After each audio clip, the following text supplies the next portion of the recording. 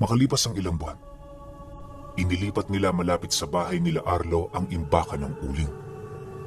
Nasira na kasi yung dati nilang imbakan sa likod ng bahay, kaya naisip ng tatay niya na doon na lang ilipat. Mas mainam na yan, gawa ng bukod sa malapit ang bahay nito sa baryo, hindi na rin sila gaanong mahihirapan kapag ibebenta na nila ito. Nang malaman naman yon ng ama ng kaibigan niya, hindi naman ito tumutol sa nais nitong mangyari. Maging ito man kasi, nakikinabang sa ganun nilang hanap buhay. At para masigurong hindi yun mananakawan, 3 beses sa isang linggo sa bahay siya nito nanunuluyan. At kaya niya yung ginagawa ay para makipagsalitan sa kaibigan niya sa pagbabantay.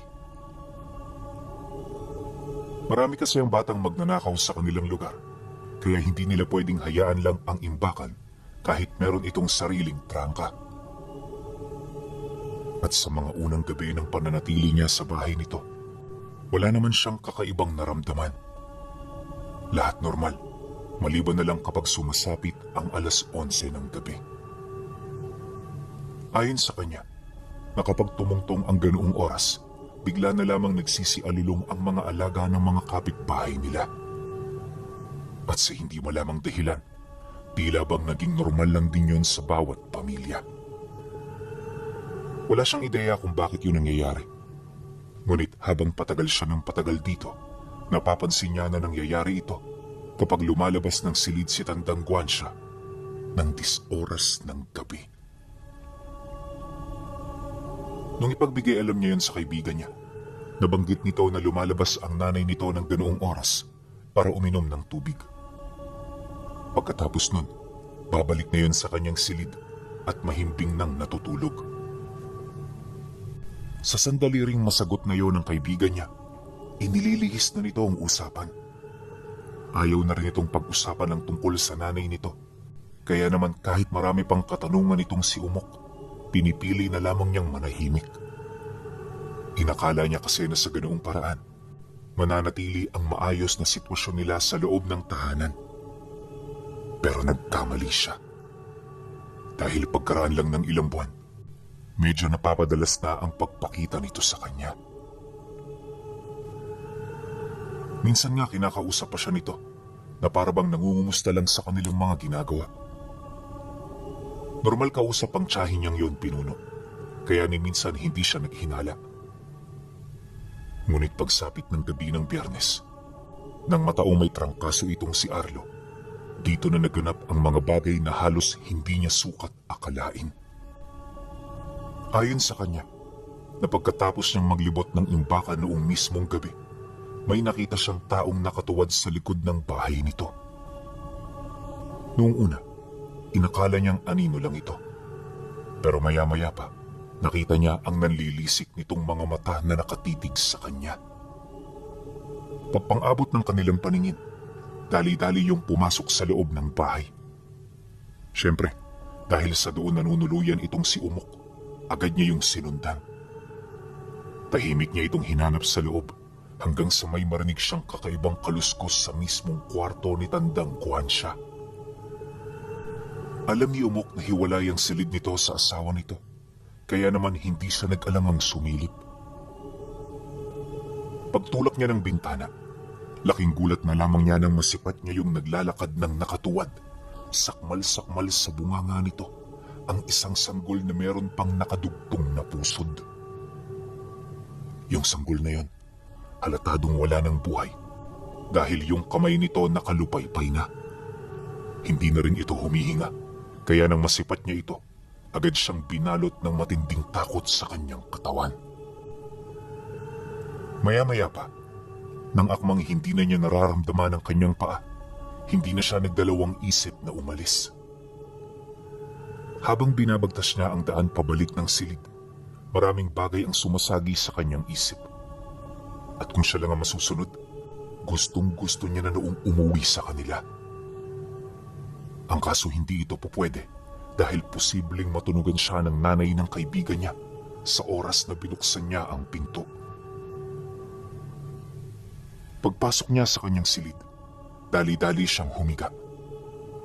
Pilit niyang kinalma ang kanyang sarili upang hindi siya makagawa ng mga hindi inaasahang ingay. Panay na rin ang kanyang pagdarasal sa paniniwalang ito ang magbibigay sa kanya ng lakas ng loob. Pero hindi niya alam na ang mga dasal pa lang yun ang siyang aagaw sa atensyon ni Tandang Guansya.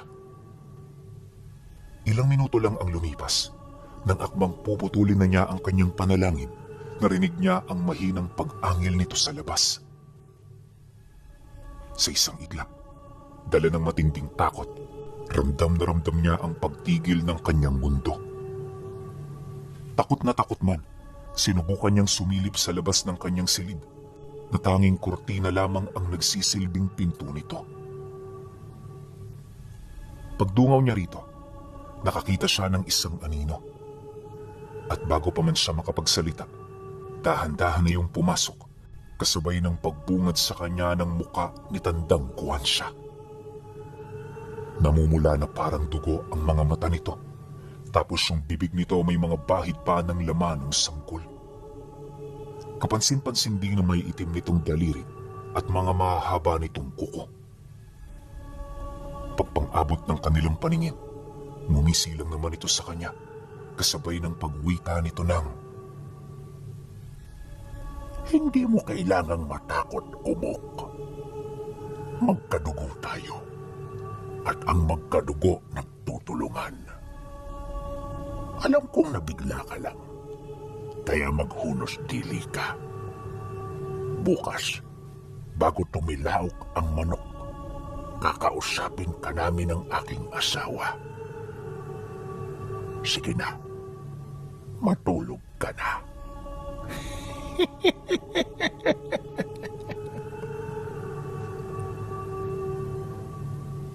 Pagkasambit nito ng mga kataga, bigla niyang naramdaman ang antok na hindi niya kayang takasan. Paunti-unti, nandilim ang kanyang paningin hanggang sa makatulog na siya ng tuluyan. Ilang oras ang lumipas, nagising siya buhat sa mga ingay ng kaibigan niya. Nagtatalo ang mag-ama sa labas, kaya pagmulat niya, pasimple siyang sumilip. Nasa labas lang ito ng kwarto, kaya minabuti niya na huwag gumawa ng kahit na ano upang hindi siya nito mapansin. Pinilit din niyang magtulog-tulugan nang sa gayoy mapagtanto ng mga ito na hindi siya nakikinig. Subalit pagkaraan lang ng ilang minuto, rinig na rinig niyang pumasok ang dalawa. Agad na lumapit ang kaibigan niya sa kanya habang mahinahong dumubulong sa kanyang tenga. "Huwag ka nang magtulog-tulugan. Alam namin na kanina ka pagising." Nang marinig niya ang sinabi nito, agad naman siya roong napatingin. Pagtitigan nilang dalawa, dito na namagitan sa kanila ang tiyuhin niya. Dahan-dahan muna siya nitong pinaupo sa higaan bago ipagtapat ang kanilang pakay. Pagkasambit naman ito ng katotohanan sa likod ng tunay na pagkatao ng tiyahin niya, dito na yun pumasok sa kanyang silid. Kakaiba ang baho nito, parang amoy ng naaagnas na patay. Basta, nakakausog sikmura ito at hindi mo maintindihan. Kapansin-pansin din ang tila bang biglaan nitong pagtanda na halos akalain mong anak lang nito ang kinakasama nito. Paglapit naman ito sa kanya, nagsimula na yung magpaliwanag. Ayon dito, obligado siyang pumatay ng tao at bata para lamang mabuhay. Dagdag pa nito na, kagaya nila, pumapatay sila ng hayop para may makain. Walang pinagkaiba rito ang kanyang ginagawa, kaya hindi ito dapat pag-isipan ng kung ano ni Umok. Pakiusap pa nito sa kanya na hanggat maaari wag na wag ipagkakalat ang tungkol dito. "Umok, pamangkin, nakikiusap ako sa iyo. Ako'y isang hamak na nilalang lamang na gusto lang mabuhay ng matagal kasama ang aking pamilya sa mundong ito. Ang mga kinakain ko'y hindi taga rito, kaya sigurado ako na wala kang kakilala sa kanila. Alam na ito ng tatay mo, at siya na kagaya niya, maunawaan mo rin ang kalagayan ko. Wala akong masamang hangarin sa inyong pamilya. Kaya sana ikaw din. Wika ni Tandang Guansha. Nang marinig naman yon ni Umok, kahit punong-puno ng takot ang kalooban niya, pilit siyang tumango hudyat ng kanyang pagsang-ayon. At sa kanilang pag-uusap, ni isang kataga wala siyang nabitawan. Pakiramdam niya kasi, naging pipi siya habang kausap ang mga ito. Literal na puro tangulang kahit merong gustong sabihin. At pagkatapos ng kanilang pag-uusap, sinamahan siya ng kaibigan niya pabalik sa bahay nila. Sa kanilang paglalakad, medyo bumuti na rin ang kalagayan niya. Dahil dito, nagawa na niyang makipag-usap doon ng mahinahon. Ikaw ba, Arlo? Aswang din kagaya ng nanay mo? Alam mo, hindi ko talaga maisip kung anong gagawin ko kung sakaling akong nasa kalagayan mo eh. Bangungot para sa akin si Tia Guansha, Arlo. Kaya hindi ko na alam kung pagkatapos nito babalik pa ako sa bahay ninyo. Pero sigurado ako na hindi na. At kahit kalad ka rin ako ng tatay ko, hindi na ako magpapalipas ng gabi doon. Wika niya sa kaibigan niya. Pagkarinig naman ito sa kanyang sinabi, may hinahon naman itong sumagot ng, "Hindi, Umok. Ordinaryong tao lang din ako. Pero kung sakaling mamatay si inay, sa akin may ipapasa ang abilidad niya. Pasensya ka na kung nagawa kong maitago ito sa iyo sa loob ng mahabang panahon. Hindi ko lang din kasi maisip kung anong magiging epekto nito sa iyo . Pero sa ngayon kahit nakakalungkot, tatanggapin ko ang pasya mo. Sana, Umok, bigyan mo ng pagkakataon ng iyong puso na maunawaan ang kalagayan ng nanay ko." Nang marinig niya ang sinabi nito, di na siya umimik. Para kay Umok kasi, walang tsansa na matatanggap niya ang tunay na pagkatao ng tiyahin niya. Hindi rin niya masisikmura na makipaglapit pa rito dahil noon pa man, alam na niya ang peligrong dulot ng pagkakaibigan sa mga aswang. Nang makabalik na sila ng bahay, nagmamadali siyang pumasok. At kahit meron pa silang pinag-uusapan, di niya ito inintindi. Bastos na kung bastos. Ang importante ay mahanap niya ang kanyang mga magulang para makausap ito. Kinagabihan noong mismong araw, dito'y pinagtapat ng kanyang ama ang lahat ng nalalaman nito. Inamin din ito sa kanya na peke ang pakikitungo nito sa pamilya nila Arlo at ginagawa lang niya ang pakikipagkaibigan sa mga ito para hindi sila mapag-initan. Nalaman din niya na walang sinasanto ang tiyahin niya.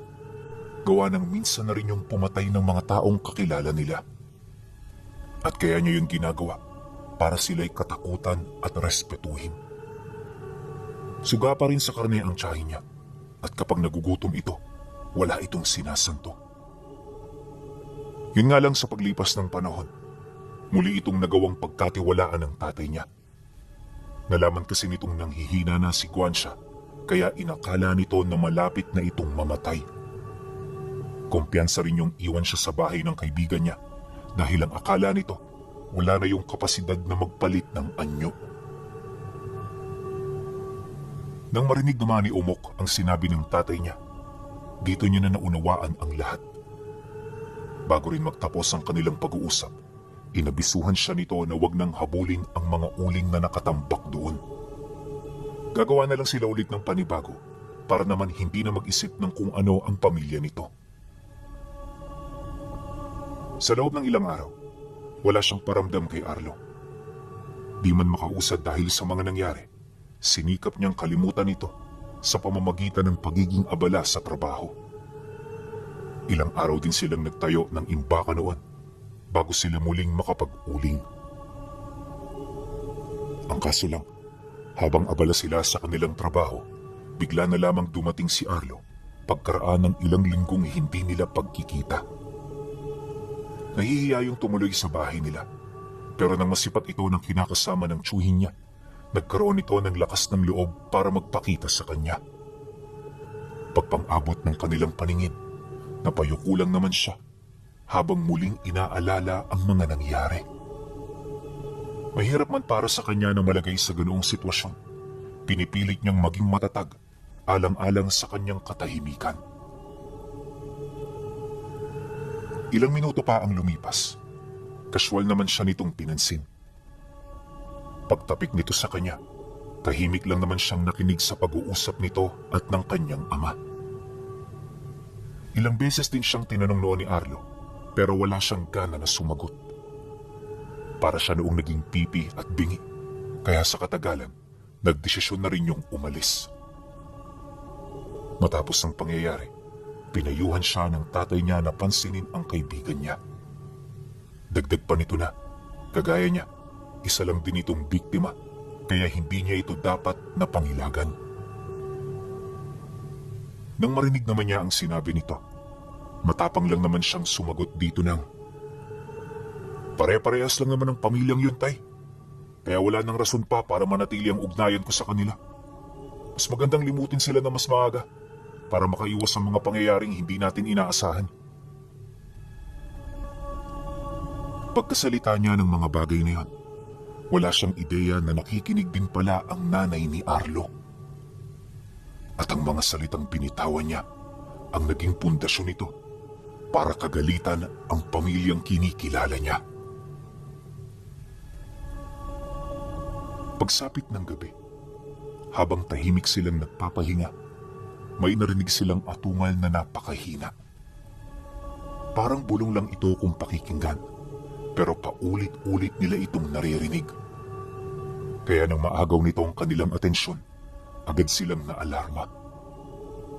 Di pa man siya nakakabangon, biglang pumasok sa loob ng kwarto niya ang tiyahin niya. Bit-bit ang mahabang talibong. Tumayo ka dyan. Bilisan mo. Nang marinig niya ang sinabi nito, dali-dali siyang sumunod hanggang sa narating na nila ang silid nito kung saan naroon ang mga pinsan niya.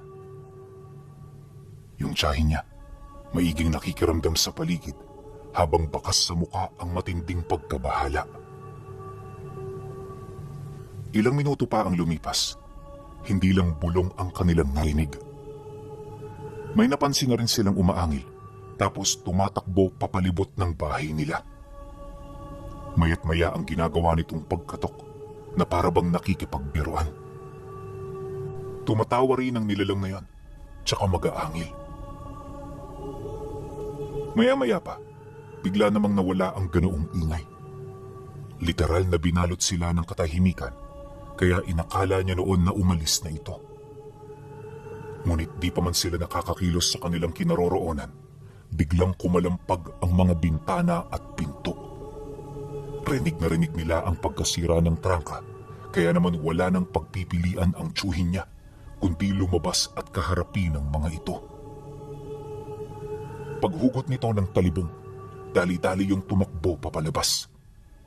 Si Umok naman noon, naiwan sa loob ng silid, pilit pinakikiramdaman ng mga nangyayari. Maya-maya pa, sumiklab ang gulo sa pagitan ng tiyuhin niya at ng mga nilalang. Rinig na rinig niya ang sigaw nito, kasabay ng mga pagkumpas ng pakpak at atungal ng mga nilalang. Nagtagal ng halos ilang minuto ang pakikipagbuno rito ng tiyuhin niya, hanggang sa narinig na nila ang pagsipulasan papalayo ng mga nilalang. Akala ni Umok na talo yun ang tiyuhin niya, kaya naman dali-dali siyang lumabas para matingnan ang sitwasyon. Ngunit paglabas niya ng bahay, bumungad ang tiyuhin niyang nakaluhod habang naliligo sa sarili nitong dugo. Nakatingala na rin yun sa langit na parabang wala na itong lakas para man lang kumilos. Napansin din niyang balina ang dalawang braso nito, tapos may malalim itong sugat sa kaliwang binti. Meron din itong mga kalmot sa likod at mga pasang halos dumurog na sa buto nito. Paglapit naman niya rito, hindi niya maisip kung ano ang kanyang gagawin para makatulong. Natatakot din kasi siyang hawakan ito dahil baka mamatay yun kapag ginalaw niya. Mabuti na lang, may nakarinig sa paghingi ng tulong ng kinakasama ng tiyuhin niya, kaya may mga nakatulong sa kanila. Ang mga ito nagdala nito sa manggagamot nang sa gayoy malunasan ang mga sugat nito. Pagdating naman nila sa bahay ng matandang albularyo, nakita niya ang tsuhin niya na pinupunasan ng mga sariwang dahon. May mga kandila na ring nakapalibot sa higaan nito, tapos binalot ng kumot ang buo nitong katawan. Ayon sa kanya, na sa loob ng ilang minutong pagmamasid, kitang-kita niya ang pagtagaktak ng tawis ng tsuhin niya. Maya't maya rin ang pagkilos nito dahil hindi yun komportable sa kasalukuyan nitong kalagayan. Dagdag pa niya na, buong magdamag itong nanatili sa ganoong sitwasyon at inalis lamang yon ng matanda nung naubos na ang pinapausukan nitong dahon. Pag-alis naman ito ng kumot, kitang-kita nila ang paghilom ng bahagya ng mga sugat nito. Wala rin sila roong nakitang nana o kahit na anong uri ng impeksyon. Matapos naman yung malapatan ng langis ng matanda, inabisuhan sila nito na wag na munang umalis sa bahay nito. Ang gumagambala kasi sa kanilang mga aswang, naramdaman nitong nakapagpasya ng ubusin sila. Nang marinig naman yun ni Umok, agad siyang nakaramdam ng matinding kilabot. Hindi niya alam ang kanyang isasagot, pero sa puntong yun, pinilit niyang magkaroon ng lakas ng loob. Wala mang tinatanong sa kanila ang matanda. Inihayag niya rito ang mga nalalaman niya. Kaya naman nang marinig ito ng albularyo, ora mismo nitong nakumpirma kung sino ang mga demonyong nagkaroon ng galit sa kanila. Dagdag pa nito na, marahil nagalit ang mga nilalang na yan dahil sa kanyang mga sinabi.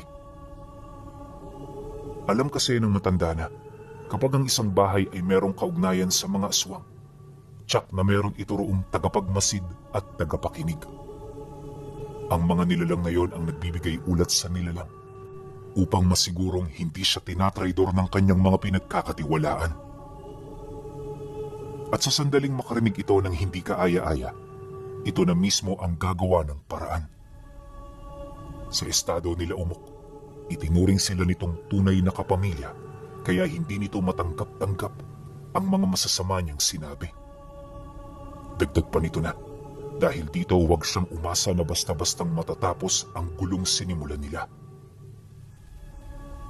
Nang marinig naman yun ni Umok, di na siya nagdalawang isip na humingi rito ng tulong. Pagkarinig naman ng albularyo sa sinabi nito, agad naman yung sumagot doon ng, Kung ako lang hinding-hindi ko kayo matutulungan. Pero may paraan ako kung paano sila mapapalayas. Alam mo kasi, iho, kahinaan din ng mga aswang ang mga tao. Ang kailangan lang natin gawin, magkaisa para sila'y mapalayas sa lugar na ito. At para magawa yan, kailangan mong kunin ang atensyon ng mga taga-baryo. Hindi na yan magiging mahirap dahil halos karamihan sa kanila naniniwalang aswang yan si Guansha. Dagdag pa nito na, para mas maging kapani-paniwala ang mga sasabihin nila, sasamahan siya nito. Matapos ang kanilang pag-uusap, ipinagpatuloy nito ang panggagamot sa kanyang ama. At pagsapit ng tanghali, pumunta sila ng sentro para ihayag sa maraming tao ang nalalaman nila. Habang nagsasalita noon si Umok, nakita niyang dumalo sa pagtitipon ang mismong kaibigan niya. Napakalungkot ng tingin nito na para bang hindi nito inaasahan na darating sila sa ganoong sitwasyon. Ilang minuto pa ang lumipas, lahat ng nakarinig sa kanyang sinabi ay nangakong sasama sa kanila. Halos maglilimampu katao ang nangako, kaya pagsapit ng gabi, lahat sila ay nagkatipon sa plaza ng baryo. Mula roon, sisindihan nila ang kanilang mga sulok, kasabay ng dahan-dahan nilang pagprosesyon patungo sa bahay nila Arlo. At nang marating na nila ito, bumungad sa kanila ang napakadilim nitong tahanan. Wala sila halos nakitang tao roon, pero hindi sila kumbinsido na umalis na ang mga ito. Maya-maya pa, dala ng galit ng mga taga-baryo, walang patid nilang pinagsisigawan ang pamilya. Sinira din nila ang lahat ng gamit nito sa labas ng bahay hanggang sa napilitan ng magpakita ang asawa nitong si Celestino. Pinipilit sila nito noong pinapakalma, pero wala nang nakikinig sa mga sinasabi nito. Basta ang nais noon ng mga tao, lumayas na sila sa lugar na yon at huwag nang babalik. Nang marinig naman ni Celestino ang sinabi nito, tila bang nagalit na rin ito. May mga pagkakataon na rin kasing nagmumura ito, dala ng pagtutol nito na lumayas sila sa lugar na yon. Ngunit pagkarinig ng mga tao sa naging sagot nito, dito na nagsalita ang lalaking maimpluwensya sa kanilang lugar. Talagang hindi kayo aalis? Bukas ng gabi, kapag nalaman namin nandito pa kayo, susunugin namin ang bahay ninyo. Huwag na huwag nyo kaming susubukan dahil kaya namin kayong patayin ng walang nakakalam. Magkakasama kaming lahat dito. Kaya sa tingin mo ba, may maghahanap pa ng hustisya sa pagkamatay ninyo? Bagay lang yan sa inyo. Dahil mga demonyo kayo. Mga demonyo! Pagkasambit nito ng mga kataga, tinapon nito ang hawak nitong sulo sa bubong ng bahay na gawa sa pawid. Mabuti na lang mamasa-masa ito dahil sa hamog. Nang mamatay ang sulo, unti-unti silang natahimik nang masipat nila ang kinakasama ng tiyuhi niya. Nakatitig lang yan sa likuran nito habang walang imik na pinagmamasdan sila isa-isa. Pagkaraan pa ng kalahating oras na kaguluhan, napilitan na itong isarado ang pinto. Sila umok naman noon, nanatili pa rin sa labas para isigaw ang kanilang mga galit. Pagramdam naman nilang wala nang nakikinig, tsaka pa lamang sila umuwi. At sa pagsapit ng sumunod na araw, naging mapagmatsyag ang lahat ng tao sa baryo. Bawat isa sa kanila, pinakikiramdaman ng bahay ni Tandang Guansya para malaman kung nakaalis na ba ang mga ito. Pagtungtong naman ng dapit hapon, muli nila itong binisita kung saan tumambad sa kanila ang bahay nitong nakabukas na ang lahat ng pinto at bintana. Wala na rin silang nadat ng tao, kaya napagtanto nila na lumayas na ang mga ito. Gayunpaman para makasiguro, sinunog nila ng tuluyan ang pamamahay nito. Wala sila roong itinira at para hindi na yun bumalik pa, nag-alay sila roon ng ritual at naglibing ng pangontra. Magmula noon, ang pamilya ng kaibigan niya ay hindi na niya nakita.